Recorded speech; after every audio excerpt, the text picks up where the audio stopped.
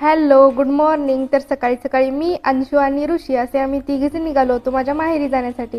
तर ऋषी काय येणार नव्हते, ते फक्त मला डीमार्टपर्यंत ड्रॉप करण्यासाठी आलेले होते. तर डीमार्टमध्ये कसे काय, तर डीमार्टमध्ये माझी माऊ आणि सिस्टर थांबलेल्या होत्या. तर सिस्टर इथे कॉलेजला आहे, तर काही शॉपिंग करायची होती, त्यासाठी ते तिथंच थांबलेले होते.